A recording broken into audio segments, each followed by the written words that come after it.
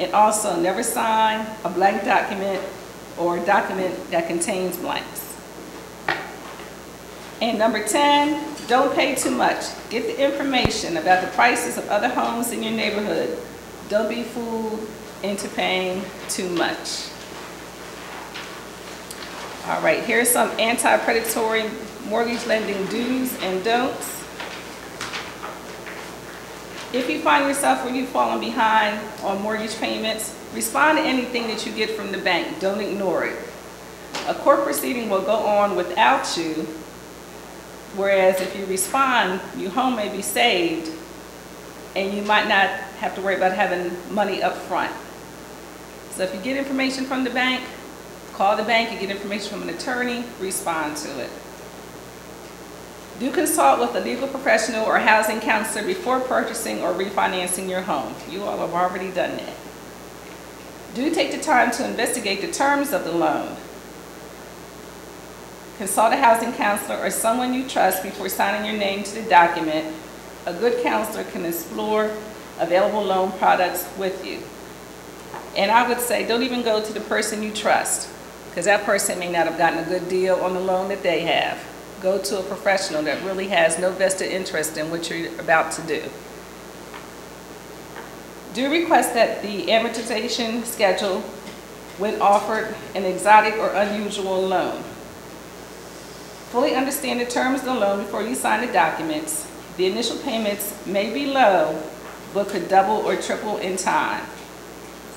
Exercise patience when seeking a loan. Your patience may save you from a future foreclosure and save you money. Wait for the best loan product for you and your family. Do investigate the terms of your home loan and consult with a professional before signing the documents. Investigate all possible options to purchase or refinance a home. Don't be pressured into signing a loan document that makes you feel uncomfortable. An affordable loan with terms you do not understand may lead to the loss of your home. Don't sign any documents until all of your questions have been answered or if the answers you receive are confusing. A good lender will want you to fully understand the terms of the loan. Don't be pressured to accept the changes to the terms of the loan at the closing table. Walk away. That's the last place you want to get to, is have them start changing up stuff on you. Don't keep that in mind. That is a big thing. And that's the hardest place to walk away from too, because you figure you'd come that far. And sometimes you think, oh, this might as well go ahead, because I've come this far. And they're going to walk away. They're going to have their money, and you may be struggling.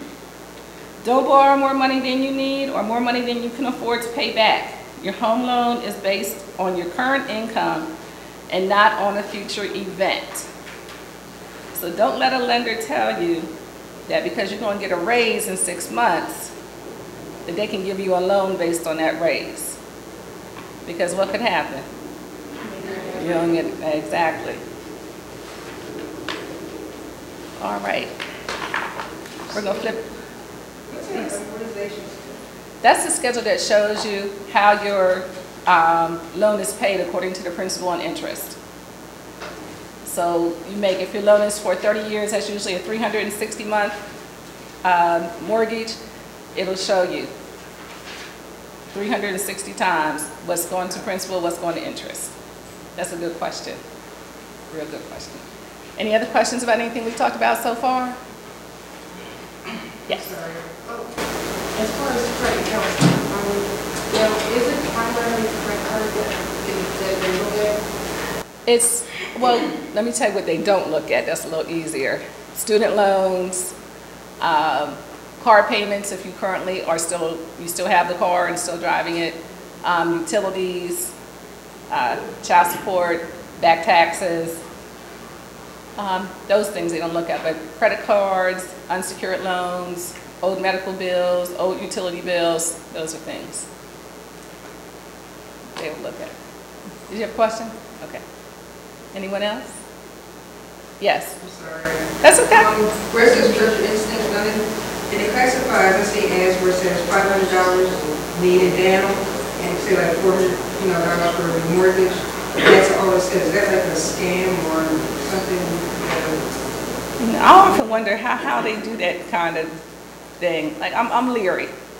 I'm leery of it. I don't know what the people are offering, what they do, but I just would be leery of something like that.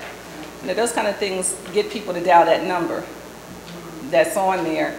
And then sometimes you call and they say, well, you won't qualify for that, but we have this available for you. And that they have available for you could very well be one of these kind of loans that we're talking about. It may not. I'm just saying,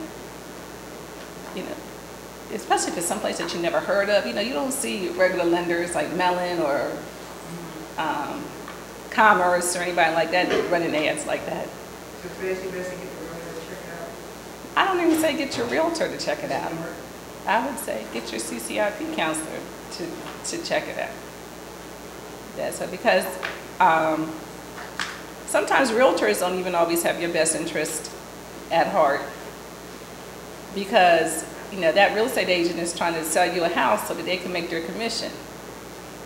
So they may not make sure that you're getting the best deal. So as you're looking for a realtor to work with, you want to make sure that they understand that you're working with CCIP and that you're not going to make a move until CCIP tells you to make the move. All right, and a lot of realtors really don't like that. I'll be honest with you, they don't like home buyers that are working with counseling agencies. And so then you don't work with them. That's it. All right. Anything else? Any other questions? Okay, these are good questions, so please stop me if you have any. Larry spoke a little bit about your credit report and what CCIP is going to do. But the interest rate, fees, and charges for your home may be tied to your credit report. Each credit reporting agency gives you a credit score, and using these scores, a lender will rate you.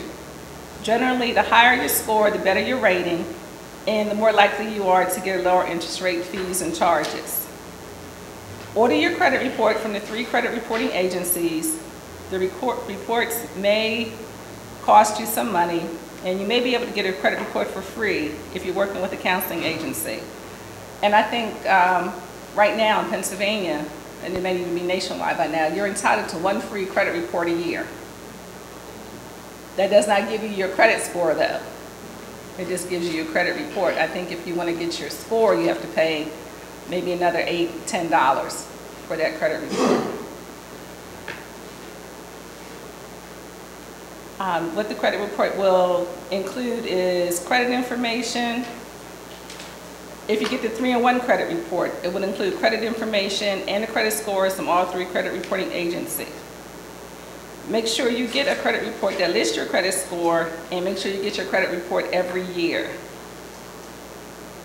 Keep in mind that the 3 credit reporting agencies may have a different score for you, because not all creditors report to all 3 credit reporting agencies.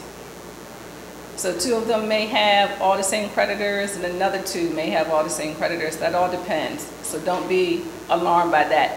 What is on there, you want to make sure is correct. Everything from your name on down to who you owe.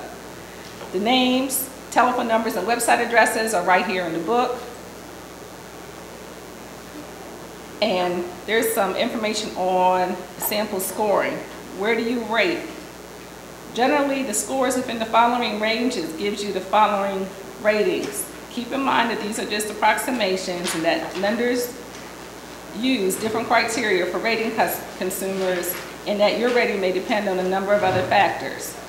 So you see 750 and above is considered A credit, and anything below 540 is considered D credit or poor credit.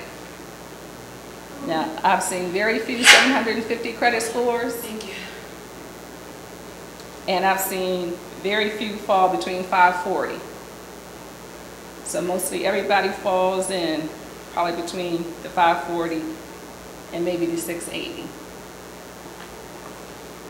Remember that the lower your rating, the more your loan will probably cost you, because the lender may charge you a higher interest rate and or higher fees. You can, over time, improve your rating. To find out how, talk to your housing counselor. And remember this advice, go to a housing counselor. Ways to improve your score. Pay all your bills ahead of the due date. Refuse pre-approved credit applications. How many people get pre-approved credit applications all the time? And they're tempting, aren't they? Correct errors on your credit report and reduce your debt. It is good advice for everyone to check their credit status on a regular basis. A credit report may be requested online today from all 3 major credit repositories or from FICO.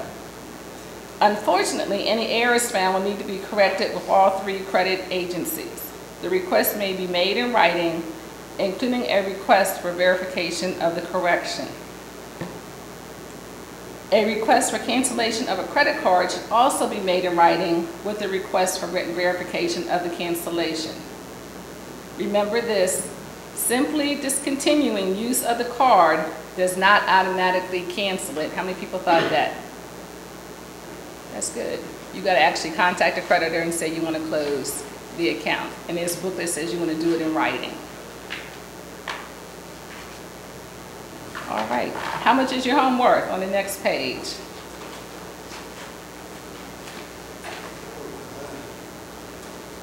When you're looking for a house, you want to check for a list of houses that have sold in the neighborhood recently. How much did they sell for? And figure out, are you paying a lot more for your house? You can also find this information on the internet, and the websites are listed. Are you paying a lot more for your house? Get a copy of the appraisal on your home. You're entitled to it. You usually pay for it, so you should have it. In that appraisal, there will be a section called comparable sales. In that section, there should be a list of the addresses of several houses and the houses paid and the prices paid for those houses. Now, I don't know too much in Delaware County, but I know in Philadelphia, if you could be on one block and that maybe that in a 2 or 3 block radius, all the homes are alike. But you can go to that 4th or 5th block and the houses change dramatically. They may be bigger or smaller, they may be twins, they may be row houses. So it's safe to say that a twin home that's made from stone is going to be a little bit more than a brick row house. So you want to make sure when you're getting the appraisal that the appraisal is not comparing the stone twin house that you want to a brick row home or vice versa. Does that make sense? Because the price is going to be different. So you want to make sure that you know that they're comparing apples to apples on that. A lot of times that'll happen. You think, wow, my house is worth that much? No, it might not be. It's just that anti-predatory lenders trying to get you a bigger loan so they get more money. All right? Now, if the houses that they use for your appraisal are not in your neighborhood, you may have a problem. An appraiser who wants to fraudulently inflate the value of your house will often compare your house to houses in more expensive neighborhoods. So keep that in mind. Are you guys finding this information helpful so far? Okay, good. Now, you're going to get a lot of documents. Yes? If the realtor, like when you're deciding to make a, when they're appraising, like they're going, when you're trying to decide to make an offer, and they pull up the comps in the area. You can also go onto this website and pull up comps yourself. Sure. And so how do you decide if it's like maybe a 20,000 or so range in the houses? Well, basically they're all the same. But then you may want to look at more details. This one home maybe have 2.5 baths, and the other home only has 1 bath. Is it a 3-story or 2 stories or more? Bigger yard, a garage, those little things may have some impact. But like, you know, I live in Winfield. And so, you know, and I know my home's a twin stone house. I know about 3 blocks down, that's not what the houses look like. And if you go another direction, they're all single homes. So I know that my twin is not going to be worth as much as a single home that is around the corner. So. Or I live right off St. Line Avenue. Lower Marion's on the other side. I sure enough don't want them going over to Lower Marion trying to compare my house to one of those homes over there. That's what I'm talking about. Well, I do that, I have to pay for it. Well, I do that.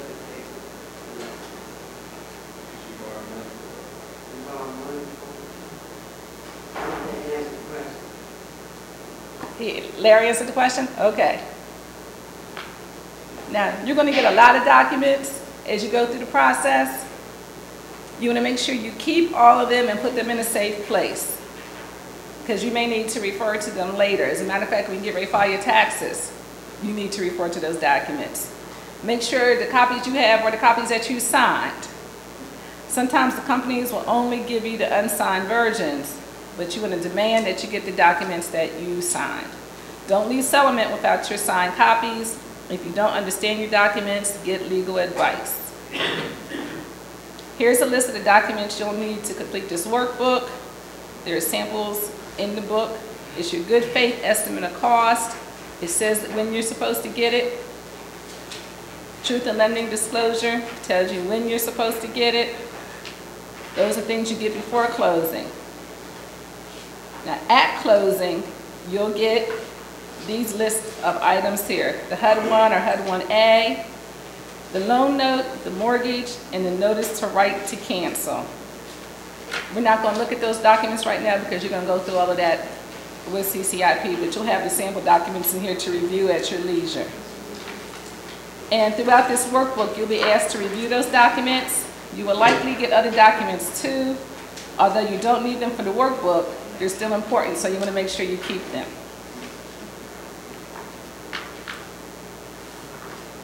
A high interest rate that's on the next page. Make sure you're getting the lowest interest rate you qualify for. And the best way to do that is to shop around. You want to get in touch with as many banks and mortgage companies as you can and ask them what rates they would give you. And usually if you can tell them your credit score or the range of your credit score, they can tell you what kind of rate that you may get, so that they're not actually going and pulling up your credit report. Does that make sense? You don't want everybody hitting your credit report, which could impact your score. And you may want to start with a bank or credit union that you do business with right now. What you want to do is know what your APR is, which is your annual percentage rate, and what your interest rate is. Most likely your APR will be higher than your interest rate. Your APR includes certain fees and charges that come with your loan. Your APR is what is really important. This rate includes many fees that are associated with the closing. This is your effective interest rate. That is the rate you want to pay closest attention to. Now, how do you know if you're getting a good interest rate? You can call banks, mortgage companies, and other lenders and ask them. You can go on the internet. Is your APR higher than the rates for other banks and mortgage companies? You want to find out why. And remember, it may be tied to your credit rating, as we talked about earlier. All right, APR, interest rate. A lot of people think it's the same thing. It's not.